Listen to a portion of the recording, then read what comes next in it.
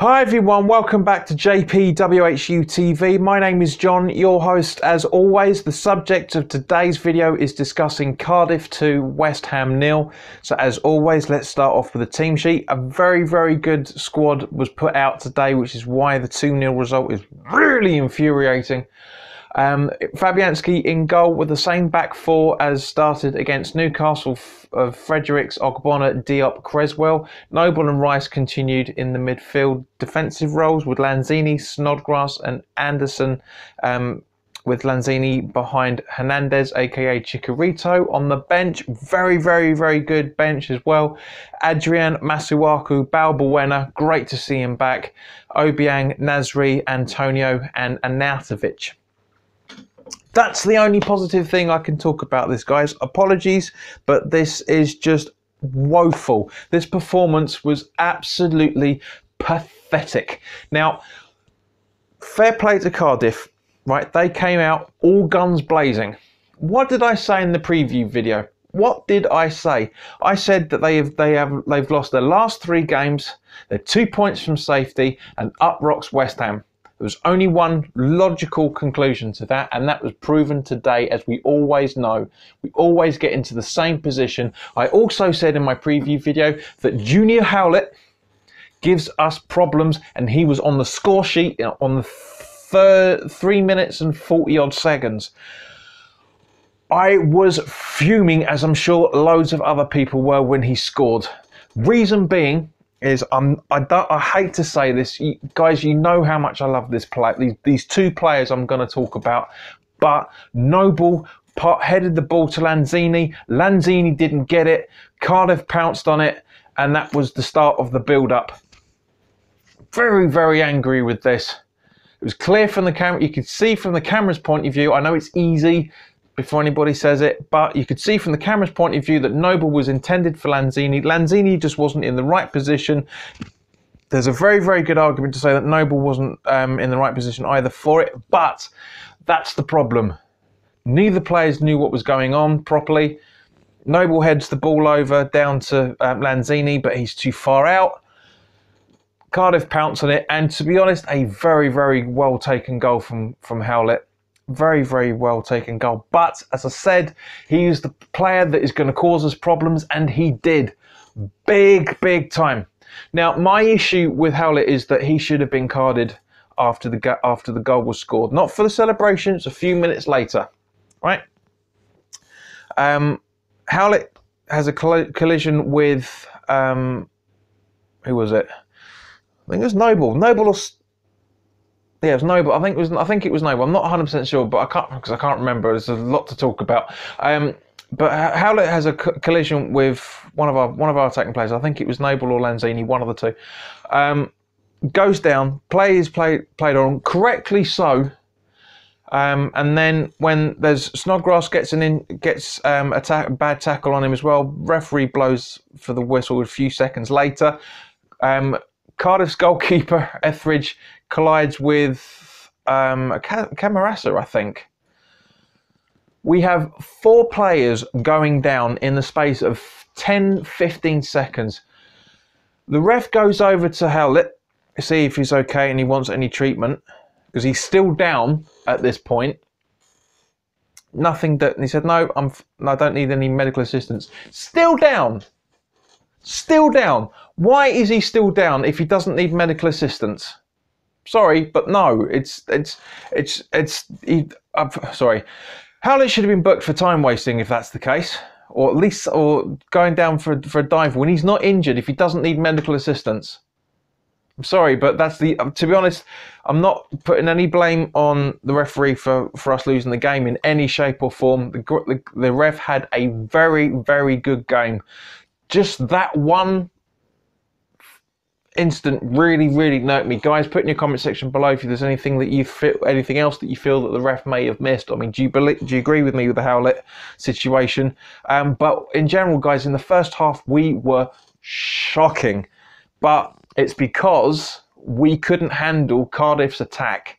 We really couldn't handle it. We just there was so much arrogance yet again right from the start. Just lazy lazy, statuesque, literally statuesque play throughout the entire game, which I'll come on to in a few moments when I talk about the first, we'll talk about part of the second half as well. But just pathetic. But at the same point, I have never seen any amount of players go down so quickly, and it was almost to the minute where a Cardiff player would go down at least once every 20 minutes, 15, 20 minutes throughout that game. It was pathetic. It was hit the ground like a deck of cards. Really pathetic. I've never seen such stupid play. But anyway, I'm really trying not to turn this into rain, because, you know, guys, I'm trying to keep this as level-headed and as possible. But I am just absolutely infuriated. If West Ham, if any single one of you are watching this, you need to take note of yourselves and figure out what the hell you guys are doing, because that is not the West Ham that we saw last week. And that is certainly not the West Ham we saw the week before against City during the week as well. I have no idea what happened today. I've been trying to figure it out. I've been chatting to a couple of mates of mine while the game's been going on. It just baffles me that we got. It's just typical West Ham at the same point. You know, it's 90s West Ham football. It's awful. I can't think of anybody throughout the entire game, especially in the first half, that deserves any credit. I mean, Hernandez dived, quite blatantly dived, about halfway, 3/4 of the way through the first half. No contact whatsoever. Well, not enough anyway for him to go down, especially in the manner that he did, and he got booked as a result. Completely right. I just don't get it, guys. I mean, I know this is West Ham, right? As I said, as I said in the preview, they haven't won. As I said in the video, they haven't won for 3 games. They've conceded a shed load of goals in the last few games. We rock up, they keep the clean sheet. Etheridge hardly had anything to do throughout the entire game until around about the 73rd minute, 72nd, 73rd minute, when, which I'll come on to in a moment. But just the first half was dire, but it was good. I'm glad that we only kept it at 1-0. Diop played, I can't say very well because it wasn't, but he did enough to keep it at 1-0. He was quite impressive in certain parts of the first half, to be fair to him. But I just don't know, guys. It's awful to talk about. So let's roll on to the second half. Arnautovic comes on for Anderson because apparently he had a bit of a problem, so Anderson was rested just to be on the safe side. Didn't really notice Arnautovic was on the pitch for most of the game until halfway through the second half. Didn't seem to do much, didn't seem bothered.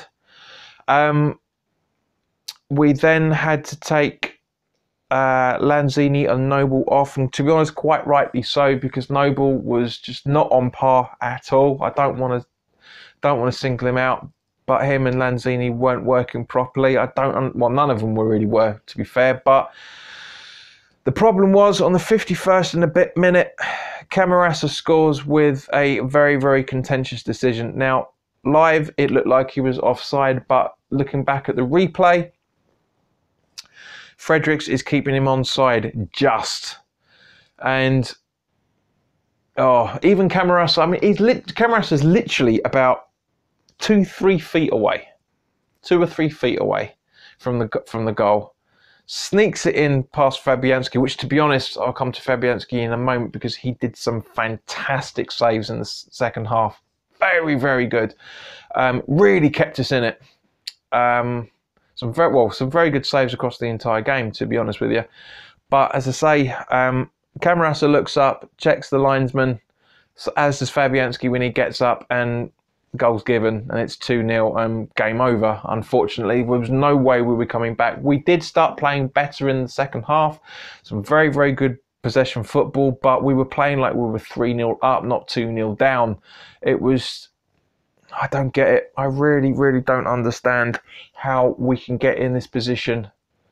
I know the stats for our away games aren't all that brilliant because we haven't won in our last, well, now 7 away trips.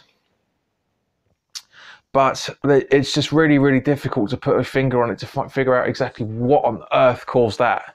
I'm guessing it's that so-called big club mentality that everybody's has been speaking about in the club this week. Noble said it in an interview. Pellegrini has come out saying that we need to be thinking like a big club, and I think we did, and that was the problem. Really, really think that was the problem, that we gave them.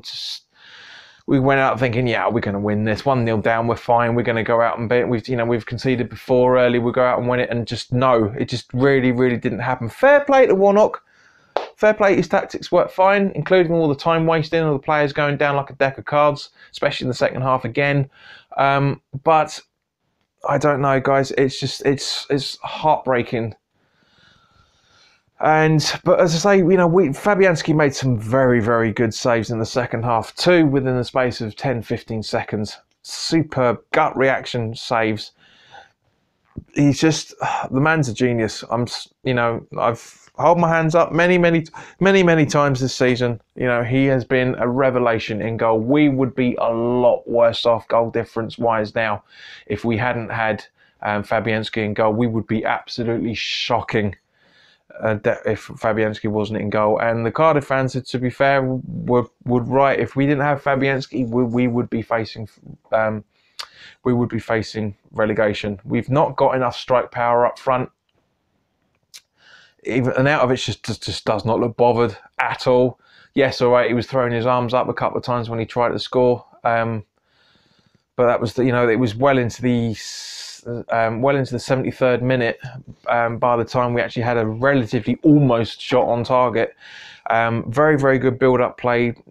Declan Rice gets a bit of space, to be honest, and goes for goal, and it hits the post and bounces out, and that was it. It was just like, oh, that's it. That's West Ham's day. That really is West Ham's day, and it was summed up time and time again. Fredericks, I don't know what he was doing for that pass over to Antonio, but that just went absolutely skew with. We had a corner, for example, poor ball. Well, it wasn't a poor ball, but very, very well cleared ball from Snodgrass by one of the Cardiff players. The name escapes me. And literally 10 seconds later, Fabianski's on the ball. It's like, how is this possible against a team that hasn't won for the last 3 games and was 2 points away from safety in the relegation zone? It's just, I just don't understand how we can. This is the roller coaster that is West Ham. It really, really is. There's a voice in the back of my mind saying, "Why are you getting this pissed off? This happens." I mean, I do. We all know this. But anyway, Lanzini and Noble come off, and Antonio and Nasri come on. And to be honest, did make a change. Really, really made an improvement on the game. Antonio nowhere near scoring. He just absolutely skied it. Made a brilliant run, but his end product, as we've said before, is just it's just not there. Nasri really tore him apart. Really, really tried. We had some better football in. So for me personally, when we play Huddersfield next week, will be for me the starting lineup. I'll go into this in the preview anyway. But for me, Antonio and Nasri have to start. They really, really have to start. I know the old saying is that you shouldn't change a winning team, but you should when you're going to come up against a defensive, a very, very defensive minded and desperate team that Cardiff are. I know they're not the defensive minded but they really were. Their mind was defence the whole day. Again, as I said in the preview video, 11 men behind the ball for the entire match. If someone like me, your average supporter, I'm not the most intelligent of people, I'm not the thickest of people either. I'm your average supporter. If I can call it, how 3-4 days before the game starts, how on earth does Pellegrini and the rest of the squad don't see that that's going to be happening? They don't see that they're going to be trying for a goal and trying to get 3 points to clear themselves out of the relegation zone. Yeah, us normal working day football supporters can see it fucking coming. Sorry for my language, but see it coming. I just don't understand it. I really just don't get it. I wasn't. Maybe the occasion this morning of the fantastic news. In case you didn't see the live stream I did earlier, which is massively overexposed, and apologies for that, guys. If I am going to do a live stream again, I'm going to get an app that can then do it properly. If not, hopefully at some point I'll be able to live stream through a computer soon. But you know, as I say, maybe I got carried away with the fact that this channel's got to 650 subscribers. So thank you very much to the two guys that signed up over the last 24 hours, Scott and an Icelandic geezer that I can't pronounce. Right? Awful pronunciation of trying to do it in the live stream. I'm not going to try and do it again now. But maybe I was just was so confident and thinking, yes, you know, really, really good result for the channel. And, you know, hopefully we're going to get a really good result today. And boy, was I wrong.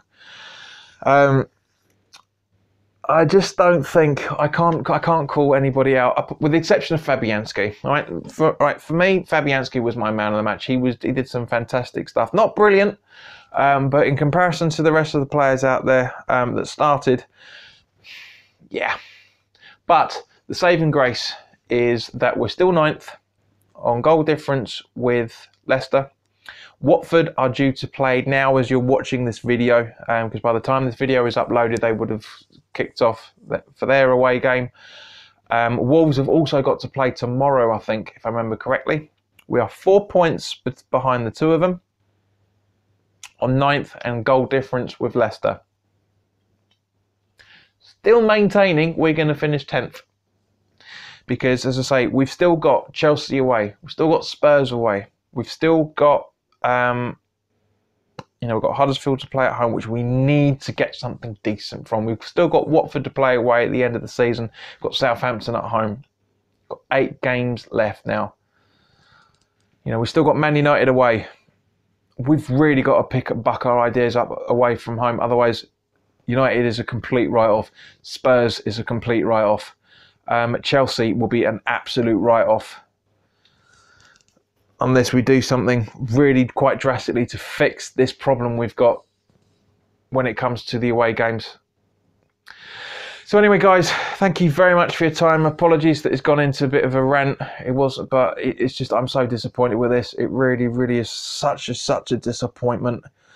If there was one of the so-called easier games on paper, then this was it. So hopefully we can get some points against Huddersfield. The preview obviously will be coming up on Wednesday for that. So keep an eye out for that. But in the meantime, guys, thank you very, very much for your time. If you're new around here and you like what I'm doing, it'd be great to see you. It would be great to have you on board as supporters. By all means, click the subscribe button and hit the notification bell so you get first dibs on all the videos when they are loaded up. As always, guys, put your comments in the comment section below. Have I been too harsh on this? Let me know your thoughts on it. Not just what I've been saying, but I want to know your thoughts on the reaction as well. It's got some good community starting here. Got some regular comments from people. They're the same people every week. So that's very, very good. 8 games left to go now, so 2 months worth of football. It's coming around quick. It's coming around quick. If you like the video and you feel I deserve it, then by all means, please click the like button. And if you feel that anybody else may want to watch this, then by all means, please share this on any social media or any platform you wish. More than happy for everybody to spread the word. Follow the channel on Facebook at JPWHUTV. There is a group and a group chat page and also a page for the channel itself. A bit difficult to maintain both going on together as I'm just a solo creator here, but I'm trying, guys. So by all means, please sign up to please follow the page or like the page, whichever the one it is, and also please join the chat the group, the JPWHUTV group as well. Follow me on Twitter, the same username at JPWHUTV, and also the same username for FanVibe as well. So get yourselves on that website. FanVibe is a good website. It's got some very, very good content going up there at the moment. But in the meantime, guys, try and enjoy the rest of your weekend. Try not to get this dark cloud hanging over you too much because of the result. And I will see you in the middle of the week for the preview of Huddersfield at home. All the best.